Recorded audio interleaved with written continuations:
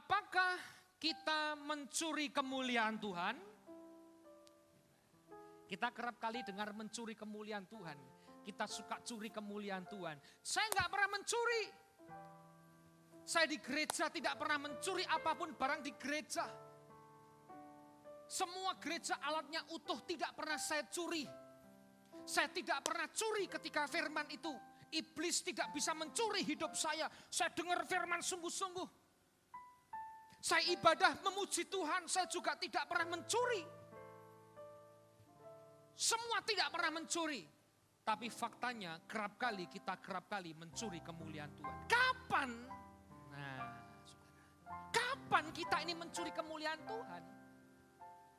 Secara tidak sadar, kita kerap kali sering mencuri kemuliaan Tuhan. Nggak sadar. Tapi kita curi kemuliaan itu. Artinya apa? Mencuri kemuliaan Tuhan. Menempatkan kemuliaan yang lain di atas kemuliaan Tuhan. Itu mencuri kemuliaan Tuhan.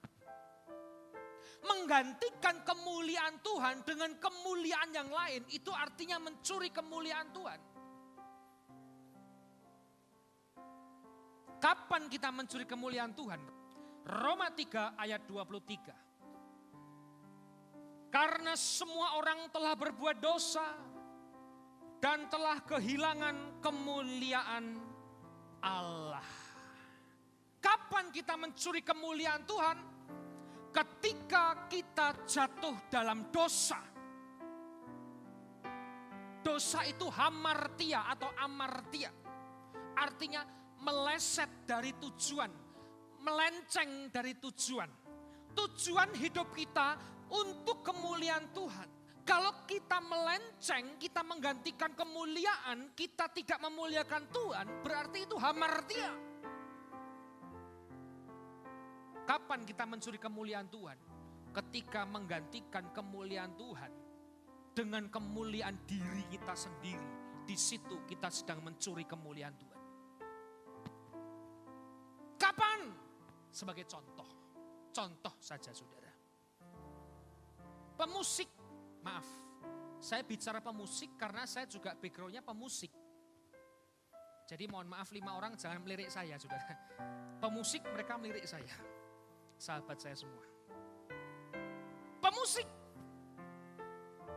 ketika bermain musik, kalau dia mengeluarkan skillnya, kemampuannya, dengan tujuan supaya orang memuji dia, supaya orang tepuk tangan buat dia, maka orang itu sedang menggantikan kemuliaan Tuhan dengan kemuliaannya sendiri.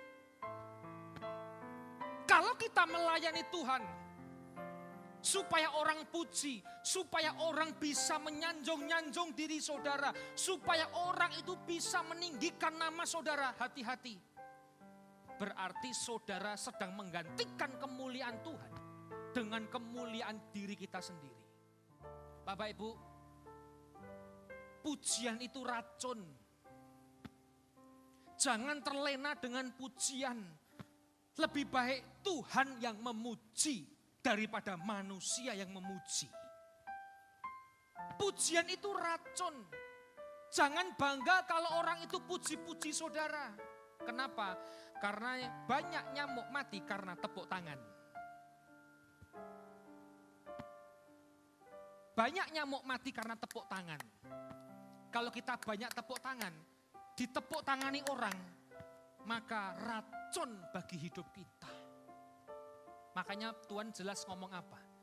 Kalau engkau kuanggap anakku, aku didik, aku hajar. Bukan ditepuk. Seorang pendeta, hamba Tuhan, kalau dia berkhotbah, dia melakukan sesuatu untuk dirinya, menggantikan kemuliaan Tuhan, mencuri kemuliaan Tuhan. Makanya hari ini Bapak Ibu, kalau kita diberi talenta Tuhan, kita bisa melayani Tuhan. Layanilah bukan untuk gereja, bukan untuk koordinatormu, bukan untuk gembalamu. Layanilah karena kita ini memuliakan nama Tuhan. Sebagai jemaat Tuhan juga sama. Ketika datang ke rumah Tuhan, mohon maaf saudara. Apa motivasi kita? Apa tujuan kita? Apakah kita ini datang ke gereja untuk memuliakan Tuhan? Atau cuma di gereja memuliakan diri sendiri? Atau mencari pujian dari orang-orang yang memuji diri kita? Sama semua di tempat ini. Kalau kita melayani, kita datang ke rumah Tuhan, kita berkhotbah, kita berkorban, satu, muliakan Tuhan. Maka jangan pernah lagi mencuri kemuliaan Tuhan. 1 Korintus 10 ayat 31.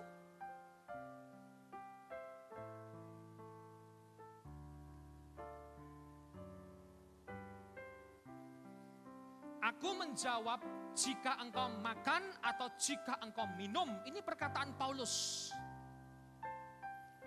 Atau jika engkau melakukan sesuatu yang lain, lakukanlah semuanya itu untuk apa saudara? Kemuliaan Tuhan. Paulus bukan menegur dengan sengaja makan minum untuk kemuliaan Tuhan, tapi Paulus sedang menggambarkan hal yang sederhana, hal yang paling kecil, makan dan minum pun untuk kemuliaan Tuhan, apalagi yang lain. Dia bukan menegur jemaat Korintus karena makannya banyak atau minumnya banyak, tapi dia sedang menggambarkan satu keadaan, hal yang kecil, yang sederhana pun itu untuk kemuliaan Tuhan. Saudara, makan itu juga harus memuliakan Tuhan. Kalau saya bilang makan ini juga banyak lebih melotot ke saya, saudara. Ya.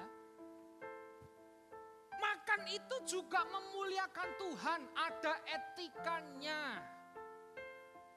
Jangan orang Kristen kalau makan tidak punya etika, tidak punya sopan santun.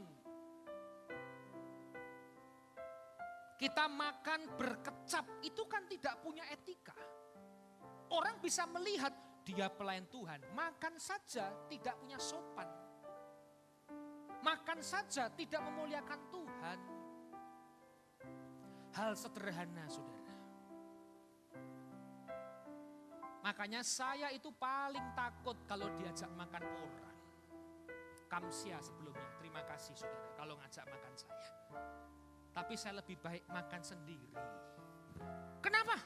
Aduh saudara, jadi hamba Tuhan tidak gampang. Makan sedikit dibilang jaim. Wah, jaga image. Kalau saya tambah dibilang rakus. Kalau saya nggak makan, sok rohani puasa. Aduh, serba repot saudara. Jadi prinsip saya, kalau saya makan, ya diajak sesekali boleh lah. Tapi punya etika yang baik. Kalau diajak makan terus-terusan, aduh, lebih baik izinkan saya kalau ada rezeki saya bayar saudara. Kenapa? Kalau saya makan agak banyak, saya bayar. Kalau saudara masih ngomongin saya, kebangetan saudara. Saya yang bayar, saya traktir saudara, saudara masih ngomongin saya. Ya, minimal kalau saya bayar kan tidak ada omongan. Walaupun di belakang ada omongan saudara, betul ya? Lebih baik begitu. Teman-teman pelayan Tuhan di tempat ini yang masih muda-muda, ketika engkau melayani Tuhan, miliki etika yang baik, karakter yang baik. Hal diajak makan pun karakter yang baik. Selalu saya dengan teman-teman ini saudara, teman-teman media, teman-teman sound system, kalau makan, ya makanannya apapun, minumnya tetap teh, bukan teh sosro, teh tawar. Apapun makanannya, minumnya tetap teh tawar. Ini ada teman-teman semua. Saya ajak, mau makan apa? Oh soto ayam, soto sapi, kulitko, paha, dada. Dia enggak berani bilang minumnya apa, karena saya enggak tanya. Pak, soto 7 ini. Minumnya 7 teh tawar. Selesai saudara, enggak berantem. Jangan diajak makan orang, wah pesennya yang apalagi enggak bayar, apalagi bungkus. Waduh. Udah makan, enggak bayar, bungkus. Wah, susah saudara. Ya punya etika lah. Kalau diajak makan, makan apa? Ikut, wong dibayarin. Ikut. Minumnya apa? Ya cukup Bu, teh tawar saja. Pulang mau es teh manis, es jeruk silakan, itu kan diri saudara. Tapi kalau diajak orang itu punya etika. Mohon maaf loh saudara. Walaupun belum kenyang, bilang kenyang enggak? Ya cukup. Maksudnya cukup lapar. Cukup. Walaupun belum kenyang. Loh itu kan etika. Jangan kita rakus. Makan tambah. Rakus. Amsal 23 ayat yang pertama. Amsal 23 ayat yang pertama. Bila engkau duduk makan dengan seorang pembesar yang nyojia saudara, perhatikanlah baik-baik apa yang ada di depanmu. 3. Ayat 2. Nah ini saudara. Taruhlah sebuah pisau pada lehermu bila besar nafsumu. Besar nafsu, rakus, tidak bisa kontrol nafsu. Alkitab mencatat, taruh pisau. Hal makan pun Tuhan ajarkan untuk memuliakan Tuhan. Bapak Ibu, hal makan memuliakan Tuhan. Apalagi hal yang lain, itu kata Paulus. Semuanya kita lakukan untuk kemuliaan Tuhan. Kesehatan kita ini untuk kemuliaan Tuhan. Bukan untuk kesehatanmu sendiri. Makanya kadang-kadang saudara, bisnis itu juga untuk kemuliaan Tuhan. Jangan kita memuliakan usaha kita di atas kemuliaan Tuhan. Minggu itu harinya Tuhan. Kalau bisa melayani pelayanan, ke gereja itu rumah Tuhan. Banyak orang ketika diminta untuk pelayanan, saudara, saya tidak bisa, saya mau olahraga dulu. Hari Minggu hari olahraga saya. Seharusnya engkau pakai kesehatan olahragamu ini untuk kemuliaan Tuhan. Bukan kemuliaan Tuhan kita gantikan dengan olahraga kita.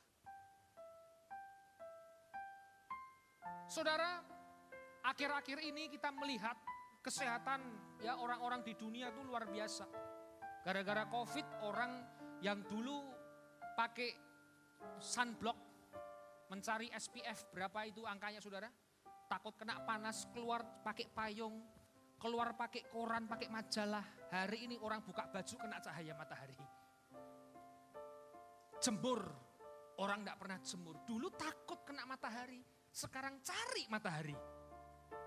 Tadi pagi saya berangkat ke gereja, mendung, tidak ada matahari. Orang mendung pada mengeluh, waduh aku biasa jemur jam 9, ini gak bisa jemur. Dulu kalau jemur minta mendung supaya hujan, bingung kan Tuhan saudara. Kesehatan itu pakai untuk kemuliaan Tuhan juga. Saya percaya juga worship leader tadi saya katakan, seorang penyanyi itu jaga stamina. Seorang penyanyi WL itu jaga stamina dengan cara apa? Olahraga.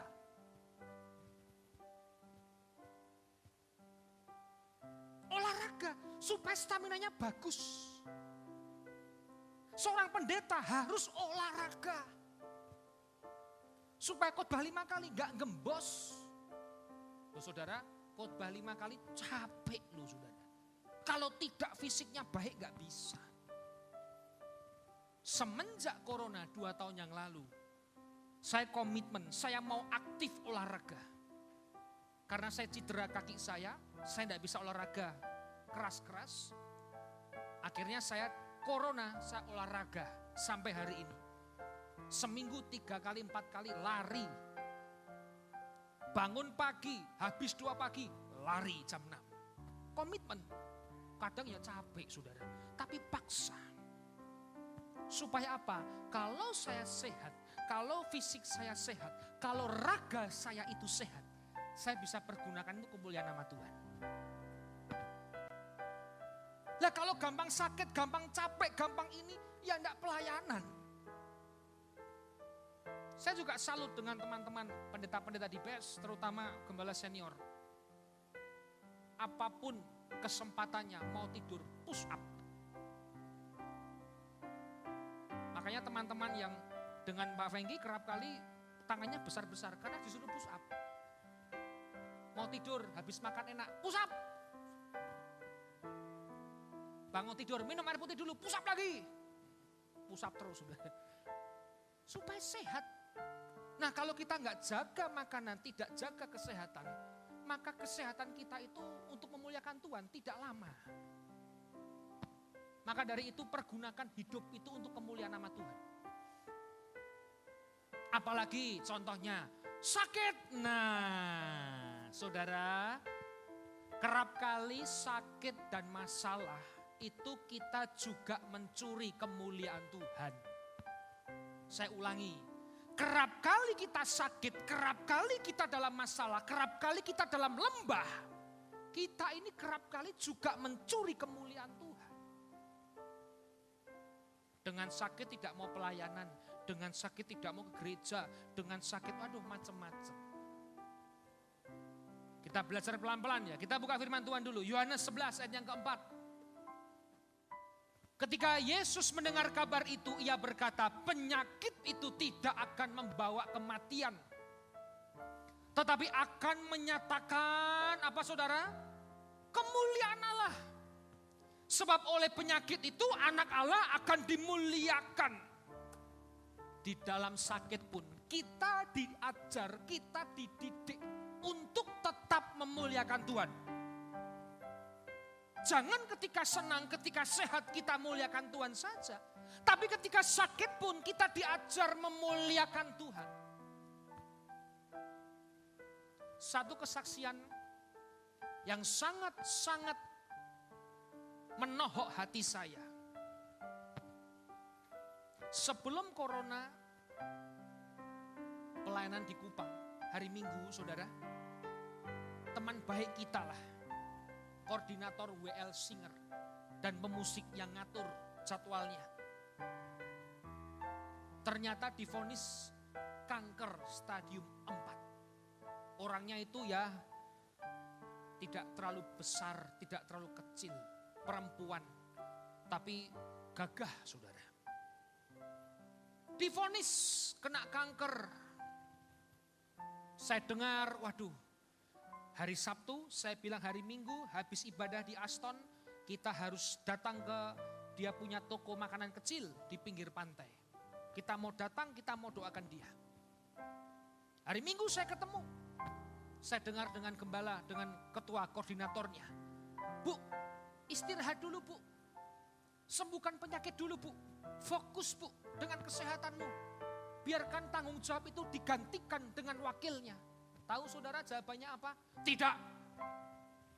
Sakit pun saya harus memuji Tuhan. Luar biasa, kanker. Akhirnya saudara berjalan waktu, rambutnya habis. Karena kemo. Berjalan waktu, fisiknya semakin kecil. Tapi semangatnya semakin besar. Saya kaget. Ternyata sakit pun kita kerap kali mencuri Tuhan. Mencuri kemuliaan Tuhan. Minggu, ibadah Aston selesai. Saya dengan ketua Yes datang berdua. Ayo kita ke sana. Kita minum kelapa muda. Kita doakan. Bu, shalom. Shalom Ko Andre. Saya mau doakan Kak. Saya doa ya. Gak usah doa buat saya. Bayangkan saudara. Saya ini baru pertama kali ditolak doa oleh dia seumur hidup. Saya mau doakan kakak. Gak usah doakan saya. Saya yang berdoa buat Ko Andre.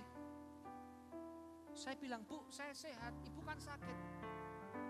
Justru yang sakit, doakan yang sehat supaya jangan sakit. Saudara, di situ saya cuma duduk diam. Saya bilang sama Tuhan, Tuhan, orang ini luar biasa. Imannya itu luar biasa. Tubuhnya sedang sakit, tapi apapun keadaannya, dia tetap melayani Tuhan. Saudara, hari ini kalau kita sedang sakit, baru masuk angin. Bu, aser di gereja ya. Aduh, Pak masuk angin, Pak. encok Pak, encok, pegelinu. Saudara, dengan kesaksian teman kita ini, semenjak itu saya merubah. Ternyata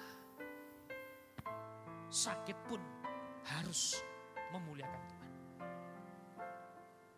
Kalau kita sakit, kita susah hari ini, orang susah datang ke kita, ya jangan kita ikut-ikut susah. Pak, saya susah, doakan saya. Bu, saya juga susah loh Bu. Kalau engkau susah hari ini, kalau orang datang kepada saudara, minimal jangan susah juga. Doakan orang yang susah, walaupun Anda sedang susah. Artinya apa? Di dalam kesusahan, kita ingin menjadi alat kemuliaan Tuhan. Kalau kita sakit, hanya masih bisa layani Tuhan, saudara. Kalau orang datang karena dia sakit, Bapak Ibu harus mendoakan walaupun Anda juga sedang sakit. Kalau Anda capek hari ini, lemes, tidak berdaya. Kalau orang datang kepada saudara, jadilah alat kemuliaan Tuhan. Doakan, berikan motivasi, berikan semangat walaupun Anda sendiri sedang capek. Makanya saudara, di dalam sakit pun harus tetap memuliakan Tuhan. Karena ini hari ini kemuliaan Tuhan bukan karena keadaan kita. Saudara mau sehat, tidak sehat, diberkati, belum diberkati, sukacita, duka cita, enak atau tidak enak, saudara wajib memuliakan Tuhan lewat hidup kita hari ini. Wajib. Maka dari itu, kalau kita masih bisa bertahan yang baik. Saudara, 2 tahun inilah sudah digoncang banyak sekali masalah hidup. Digoncang sekali banyak tantangan hidup. Nyatanya kita mau di ujung 2021. 2 tahun saudara, tidak kerasa. Yang kita takutkan, kita akan melewatinya tahun 2021. Kalau bukan Tuhan, siapa kita hari ini? Makanya pergunakanlah hidup yang baik. Pergunakanlah hidup ini untuk kemuliaan Tuhan. Apapun keadaannya, selama masih bisa menjadi alat kemuliaan Tuhan, kerjakan itu. Apapun keadaannya, kerjakan itu. Kita akan buka firman Tuhan terakhir. Roma 1 ayat 21 sampai 23. Pemusik boleh maju ke depan. WL Singer minta tolong Pak. Roma 1 ayat 21 sampai 23.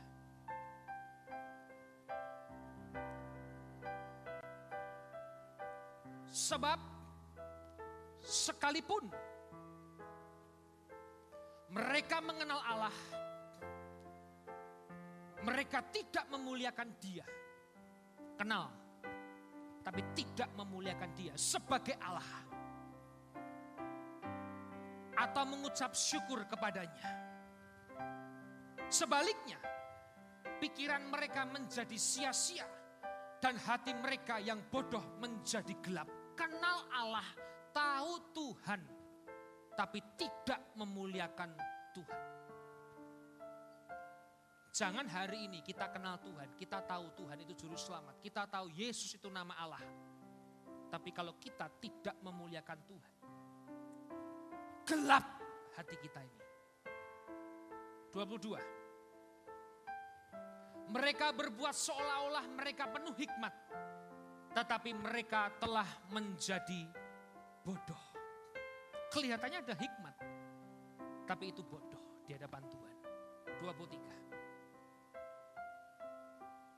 Mereka menggantikan kemuliaan Allah, kabot, doksa yang tidak fana dengan gambaran yang mirip dengan manusia yang fana.